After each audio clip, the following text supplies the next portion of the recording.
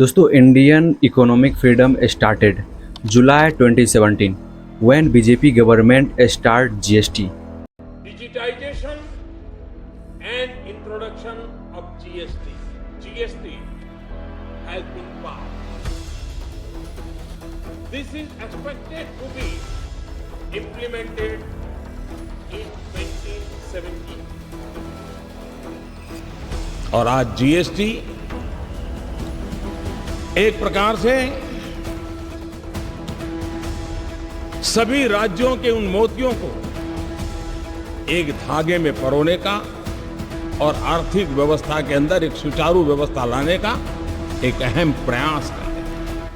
GST Indian government and business के लिए miracle साबित हुआ.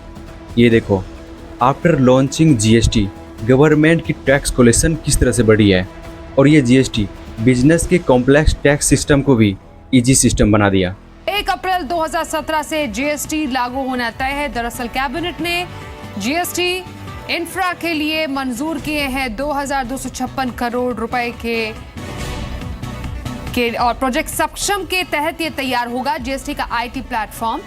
और 17 से 19 अक्टूबर को रेट तय करने के लिए जीएसटी काउंसिल की बैठक है और जीएसटी के रजिस्ट्रेशन दूसरे नियम पर सहमति बनाने के लिए 30 सितंबर को बैठक है. बिफोर जीएसटी बिजनेस के लिए बिजनेस करना बहुत ही ज़्यादा कॉम्प्लेक्स था.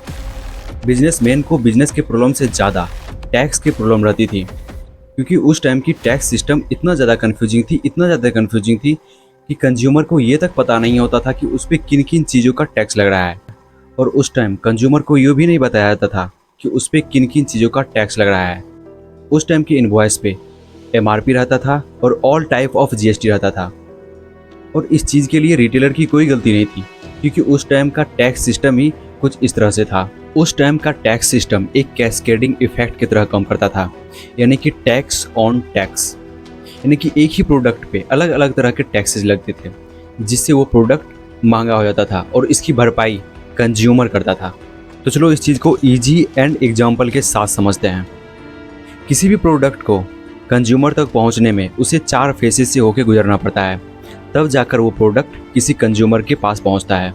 मान लो कि XY कोई कंज्यूमर है जो कि चॉकलेट खरीदता है, तो उस प्रोडक्ट को उसके पास पहुंचने में 4 फेजेस से होकर गुजरना पड़ता है. फर्स्ट फेज रॉ मटेरियल का होता है, सेकेंड फेज मैन्युफैक्चरिंग का होता है, थर्ड फेज डिस्ट्रीब्यूटर का होता है और फोर्थ फेज रिटेलर का होता है, देन कस्टमर. और इन्हीं चारों फेजेस के कारण अलग अलग टाइप की टैक्स उन प्रोडक्ट पे लगती है. और इन 4 फेजेस के कारण ही उस टाइम पे प्रोडक्ट पे अलग अलग तरह के टैक्सेस लगती थी, जिससे उस प्रोडक्ट की कीमत बढ़ जाती थी. लेट सपोज किसी मैन्युफैक्चरर को चॉकलेट बनाने में 10 रुपये का रॉ मटेरियल लगता है, तो 10 रुपये का रॉ मटेरियल प्लस उस पर 10% का कस्टम ड्यूटी लगता था, जिससे उस प्रोडक्ट का कीमत 11 रुपया होता था. और जब वो मैन्युफैक्चरर डिस्ट्रीब्यूटर को बेचता था तो उसमें अपना 2 रुपये का मार्जिन रखता था और उस पर 15% का एक्सरसाइज ड्यूटी लगता था, जिससे उस प्रोडक्ट का कीमत 14.65 हो जाता था. और जब वो डिस्ट्रीब्यूटर उस प्रोडक्ट को रिटेलर के पास बेचता था तो उसमें 2 रुपये का अपना मार्जिन रखता था और उस पर 10% का बैट लगता था, जिससे उस प्रोडक्ट की कीमत 16.5 हो जाता था. और जब वो रिटेलर कस्टमर को बेचता था तो उसमें वो अपना 2 रुपये का मार्जिन रखता था, जिससे उसी प्रोडक्ट का कीमत अप्रॉक्स 90 रुपया हो जाता था और इसकी भरपाई कस्टमर करती थी. यानी कि एक ही प्रोडक्ट पे 4 तरह के टैक्सेस लगे, जिससे उस प्रोडक्ट की कीमत बढ़ गई. और इसी कॉम्प्लेक्सिटी को ख़त्म करने के लिए जीएसटी लाया गया.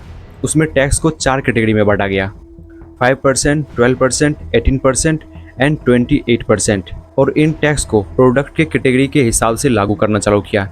यानी कि किसी प्रोडक्ट पे 5% का टैक्स लगता है तो उसे सारे प्रोसेस में सिर्फ 5% का ही टैक्स देना पड़ेगा. यानी कि अगर मैन्युफैक्चरर डिस्ट्रीब्यूटर को बेचता है और उससे टैक्स कलेक्ट करता है, तो वो टैक्स का जब फाइलिंग करेगा, यानी कि जीएसटी का जब फाइलिंग करेगा, तो जितना रॉ मटेरियल को टैक्स दिया था वो माइनस करके ही फाइल करेगा. और इसी तरह से डिस्ट्रीब्यूटर एंड रिटेलर भी करेगा. और इस चीज़ को आरटीसी कहा जाता था, यानी कि इनपुट टैक्स क्रेडिट. बट 15 अगस्त 2025 को बीजेपी गवर्नमेंट ये अनाउंस करता है कि वो नेक्स्ट जेन जीएसटी रिफॉर्म करने वाली है.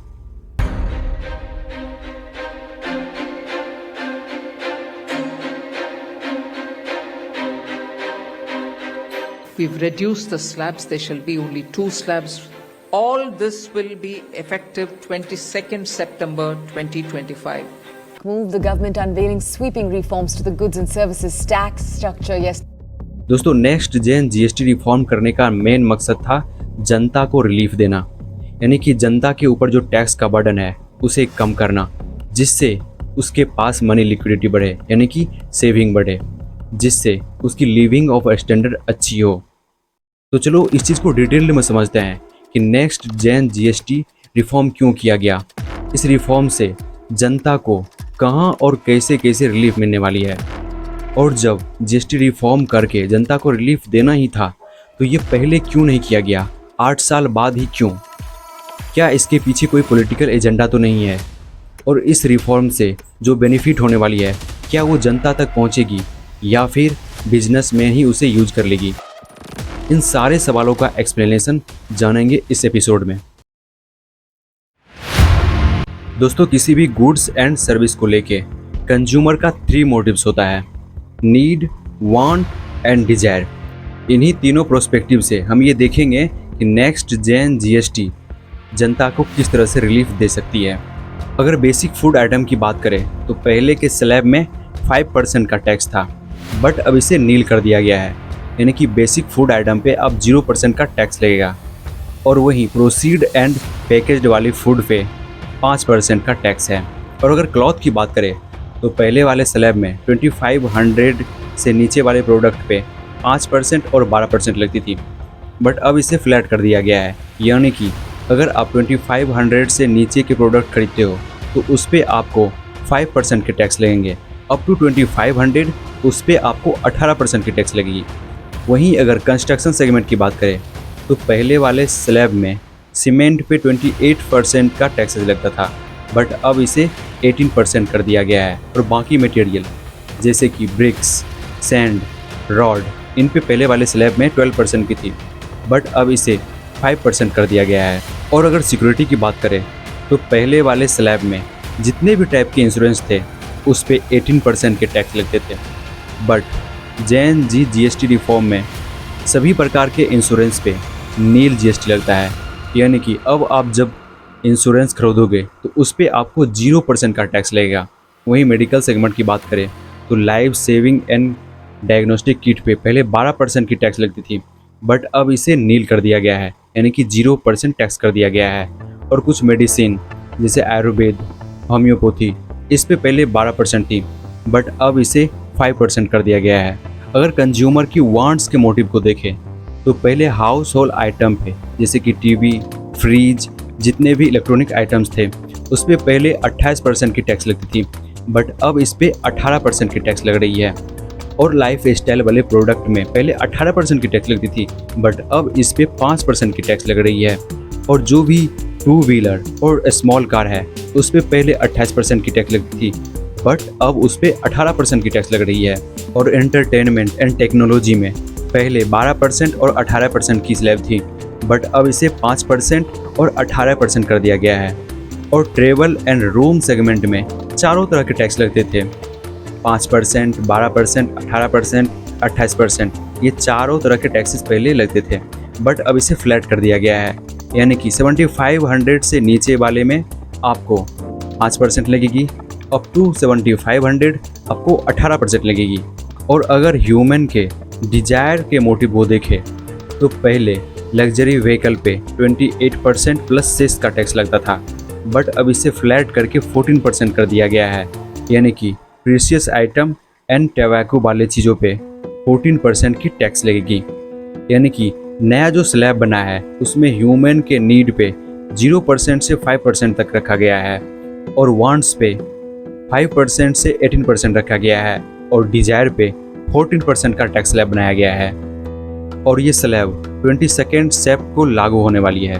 और अगर हम न्यू स्लैब एंड पुरानी स्लैब को गौर से देखें तो हमें पता चलेगा कि पहले की जो जीएसटी थी वो बिजनेस के लिए बेनिफिट हुआ, और अब जो जीएसटी रिफॉर्म हुआ है उसमें कंज्यूमर के लिए बेनिफिट्स हैं। बट यहाँ पे एक सवाल आता है कि गवर्नमेंट जीएसटी रिफॉर्म करके जनता के ऊपर से टैक्स का बर्डन कम किया है, तो क्या गवर्नमेंट को इससे रेवेन्यू लॉस नहीं होगी? तो इसका जवाब है हाँ, गवर्नमेंट को इससे रेवेन्यू लॉस होगी और इसकी एस्टीमेट अप्रॉक्स 48,000 करोड़ का लगाया गया है। यानी कि जीएसटी रिफॉर्मेशन से गवर्नमेंट को 48,000 करोड़ का रेवेन्यू लॉस होने वाली है। बट इसकी भरपाई आप लोग ही करने वाले हो और इससे गवर्नमेंट को रेवेन्यू लॉस का रिकवर भी होगा और आपका मोटिव भी फुलफिल किया जाएगा और ये होगा आपकी कंजप्शन से। यानी कि जब टैक्स का बर्डन कम होगा तो आपके पास सेविंग बढ़ेगी और आप ज़्यादा से ज़्यादा चीज़ें खरीदेंगे जिससे कंजप्शन रेट बढ़ेगा। और इसके साथ साथ एक और क्वेश्चन आता है कि जनता से बर्डन कम ही करना था तो गवर्नमेंट ने ये पहले क्यों नहीं किया और इसे रिफॉर्म करने में 8 साल का टाइम क्यों लग गया? क्योंकि जीएसटी 2017 में लागू हुआ था और ये रिफॉर्म 2025 में हो रही है। अगर आप इसे नेगेटिव वे में ले रहे हो तो 1 मिनट, क्योंकि इस टाइम ट्रेड वार छिड़ चुका है। ट्रंप ने इंडिया के एक्सपोर्ट पे 50% का टैरिफ लगा दिया है जिससे इंडिया की इकोनॉमिक पे इसका काफ़ी इम्पैक्ट पड़ा है। इसलिए गवर्नमेंट का सोचना है कि अगर वो जीएसटी को रिफॉर्म करता है तो उससे ये बच सकता है, क्योंकि इंडिया के जीडीपी में डोमेस्टिक डिमांड का 61% शेयर है जिससे इंडिया की इकोनॉमिक स्टेबल हो सकती है और वो ट्रेड वार के प्रेशर से बच सकती है। तो आई होप आप इसे अच्छे से समझ गए होंगे कि जीएसटी रिफॉर्म करने से इंडिया को क्या फ़ायदा होने वाली है और कंज्यूमर यानी कि आपको हमको क्या क्या फ़ायदा होने वाली है। तो आज के लिए इतना ही, मिलते हैं नेक्स्ट वीडियो में किसी नए टॉपिक के साथ।